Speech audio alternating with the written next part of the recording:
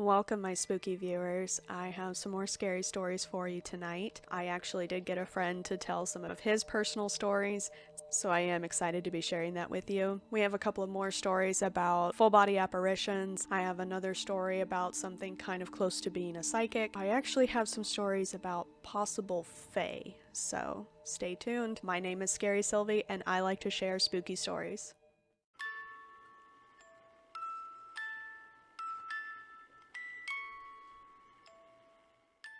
Alright guys, so I do have a very good friend. He will stay anonymous, but I will call him Mr. Rogers. That's one of our nicknames for him. He is pretty down to earth and very no nonsense. So when he started telling me these stories, I had to quickly pull my phone out and get him to tell one of them again because it was just out of the blue. He just out of the blue started telling me these scary stories. I honestly can't believe, out of all of my friends, I did not expect him to have these golden scary stories, so I'm excited to share those with you. This first one is a full body apparition. I will go ahead and give a full disclosure. He did state that he was not sure if it was a real memory or a different memory, like he was putting two things together in his mind because it was a long time ago. He was a young child and he wasn't sure and I wasn't sure if the memory was completely true. But just being able to hear it just gave me complete chills. And like I said, he just started going. He just started talking about it. And I was just floored. I said, Mr. Rogers, where did that come from? Do you mind if I record that? I am excited to let you hear it, so I'll let him tell his story and I'll see you after. I remember the story of my dad one time as a child. I thought he was in the bathroom. I approached, I looked in. It's a long bathroom. We was always scared of it. Me and my sister were always scared of it. It was such a long bathroom, like a hallway. And I walked in one time and I thought I saw my dad sitting on the toilet on the far end. And I'm a little kid, so I'm walking in and I see him. And I started saying, Dad, you know.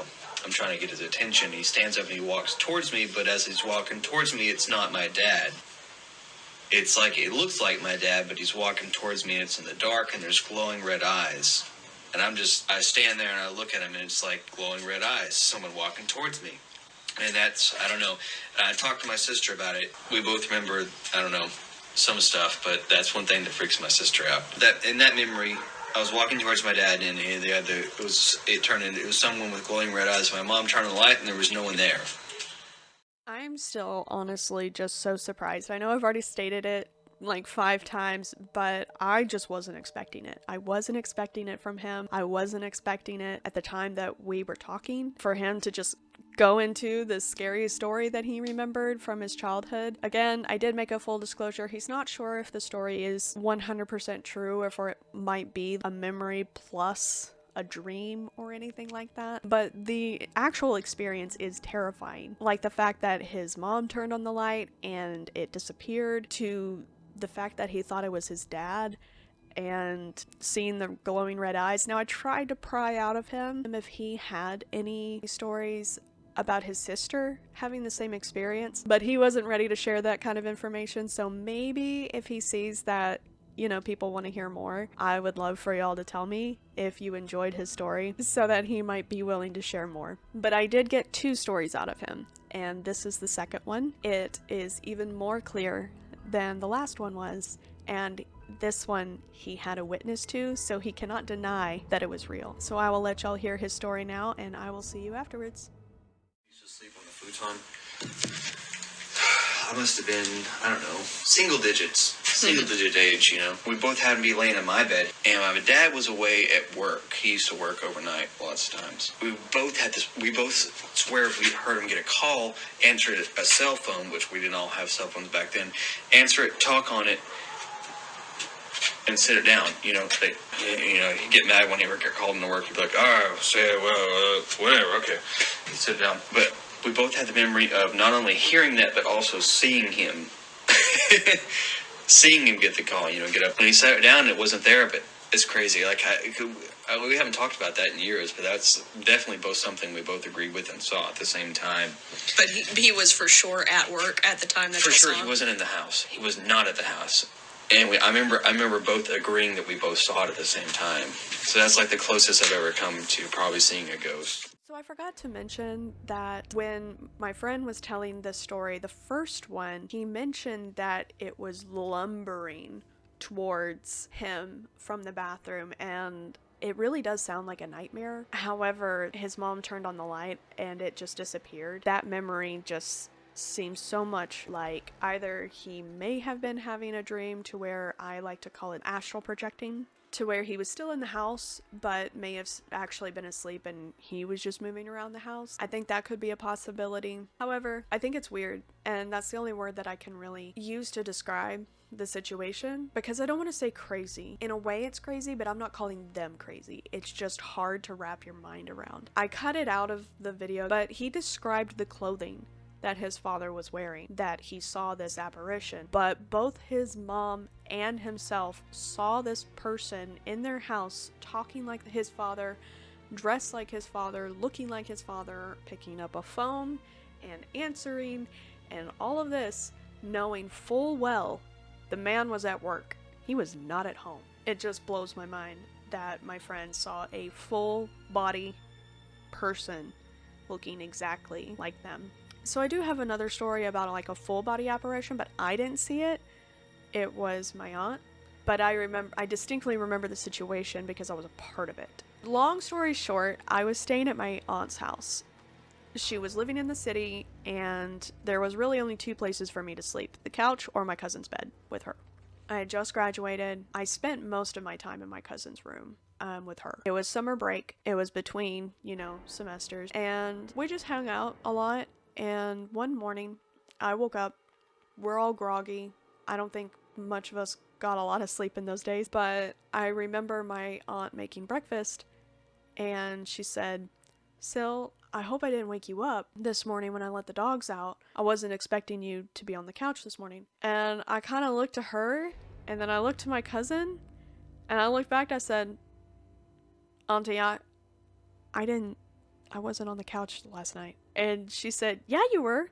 I saw you. I saw your blonde hair and everything. You were on the couch asleep when I let the dogs out at 4 this morning. I tried really hard to be really quiet, but I saw you." And I said, "No, you didn't." I said, "You couldn't have. I was in Maddie's room all night. I didn't move.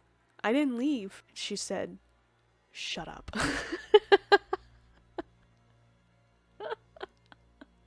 She said, "Yes, you did. Don't say that."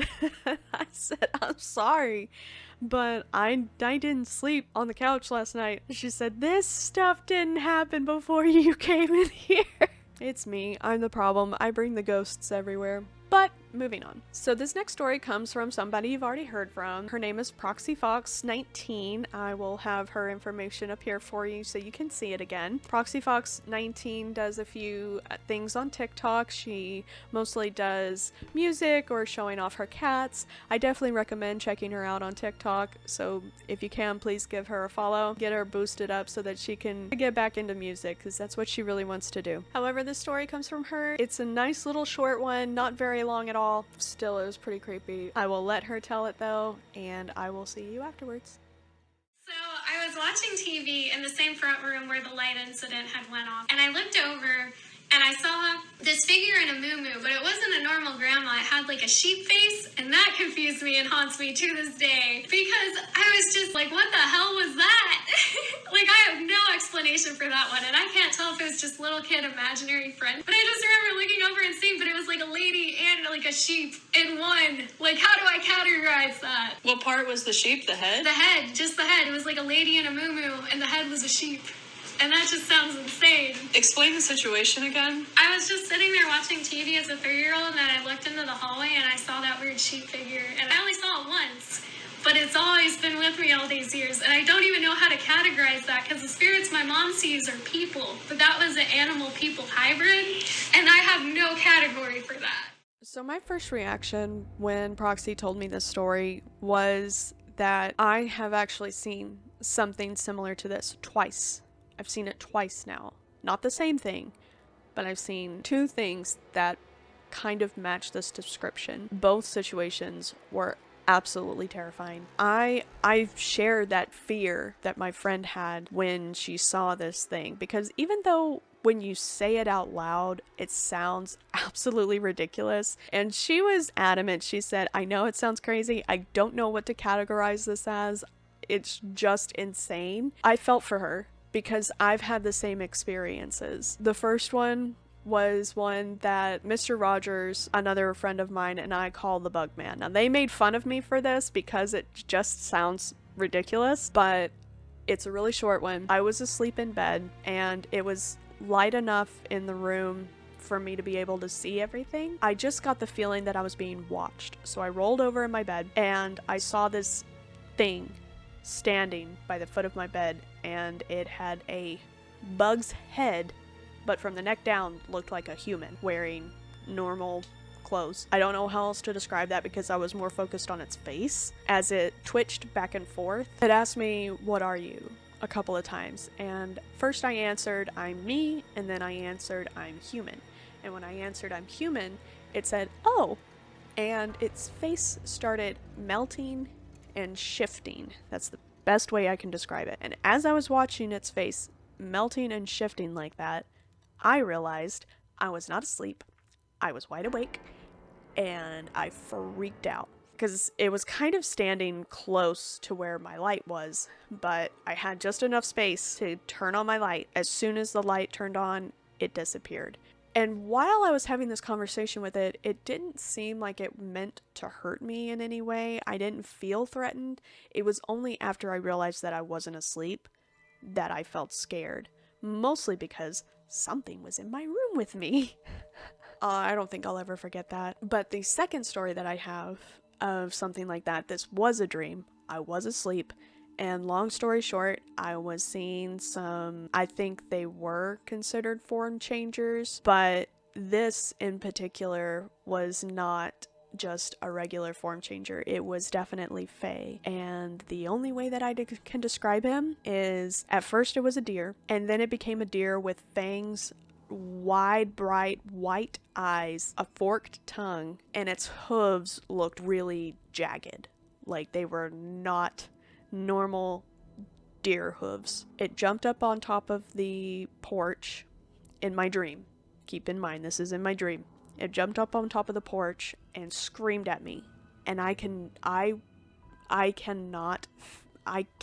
replicate that scream. I can still hear it, and it sends chills down my spine every time I think about it. It did that, and then it crawled onto the porch, and when it stood up from the neck up, it was a very, I'm going to use a lot of descriptive verbs here, magnificent and regal looking stag's head. And he had all these antlers coming up, and in between the antlers were all these really pretty dangling like gold and silver trinkets, I guess. And some of them had like actual rings around the horns. And from the neck down, he was dressed in a very nice suit, coat and tails kind of thing. And he had a lot of medals and stuff on his chest, and he had on white gloves. I looked at him, I finally looked at him front face, and he knelt down and had his hand over his chest. I don't really know how to describe it, but sometimes within my dreams, I have dream memories, if that makes sense. I don't know how else to describe them. Sometimes they really are memories from dreams that I've had in the past. Sometimes they're not. Sometimes I have no recollection of these memories. But that's what it's like. It's like a memory, but only through my dream. And in this dream memory that I had, I saw myself dancing with him as a child. Like, as a very young child, he had my hands in both of his, and we were dancing in circles in this like forest area. After that dream memory, I had another dream memory of him holding his hand out to me. And at that point I woke up. I was already scared by the time that I saw the deer shifting, because there were multiples in the dream. Those are the only two instances that I've had that I can remember. Okay, so moving on, we're going to have our last main story for tonight, and you know her already. Her name is Hailey Sweat. She is a nail artist and a meal prep creator who is currently only serving the southern point of Oklahoma as well as the northern part of Texas. Her meal service is called Let's Eat. Eat is fully capitalized, and the Gmail is letseatmealprepservices@gmail.com. Facebook, you can find her through Let's Eat or at Let's Eat Meal Prep. Again, thank you so much, Hailey, for providing these stories to me, and thank you again for the other stories. I'm excited to announce that I do have more stories from her, so I will be sharing those in the upcoming weeks, but I will let her tell this story, and I will see you at the end. So I'm rushing into Walmart. I don't like to go to Walmart because there's so many different energies and vibes and feelings. Like I can get overstimulated very easily. It's not the shopping, it's the people. And then like how I can't control all the time like what I feel from people when I'm walking by them or in the store, I would say with the gift that I have, it gets like emotionally draining like a vacuum, because there's some days like I wake up and I'm sad and I know that I'm not sad. Someone that I know is sad. So like I have to like make the phone call rounds and I'm like, are you okay? Like what's going on? So that's what happens when I go into Walmart sometimes. Emotional like overload. So I'm in Walmart. I'm in a rush because most people are. Nobody likes to go in the store because you get sucked in. And I had like my couple items. I didn't get a basket because we know how that goes. I'm in line at self-checkout. I just feel this lady walk up behind me. And I want to turn around, but you don't want to be like, looking in someone's face like that. So I'm standing there, and that's when I feel the tapping. It's like someone tapping me, like, you gotta say something, you gotta say something, you gotta say something, you gotta say something. I'm like, no, I don't. I'm getting the hell out of this store. And so I kind of just, act like I'm turning around and just, and I see this lady behind me, and I'm like, I don't have time for this today. Like, I gotta go. And then, like, tapping again.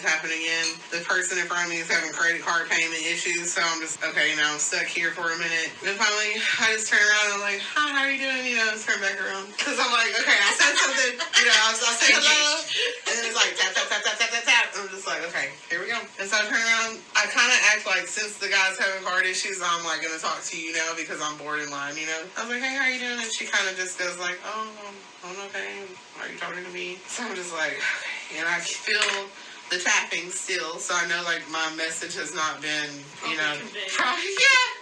So I'm just like, this lady I could tell is like not wanting me to talk to her, but I just, I'm like, I hope everything's okay, how's your day been? And she's like, oh, and just small talk. And so I turn around because I'm trying to be done with this, and it's not done. So this story is a little different from the others. It doesn't really correlate, but it is one of the ones that I really liked that Hailey told me. It is going to be about her having a little bit of a psychic experience, and she's had this all her life. She knows that she is this way, and she's sensitive to these sorts of things. So I definitely do share her emotional turmoil when it comes to having to go into a lot of spaces where just a lot of negative energy often times happens. Not that Walmart is inherently negative, just a lot of people come in with a lot of different emotions, and she did explain this in the recording, but I had to cut a lot of it out just because there was a lot going on, and there was actually another person, which you probably did hear in the recording, talking in the background, so I had to kind of cut a lot of stuff out, but I just wanted to go ahead and express that. I understand, Hailey. I 100% understand having to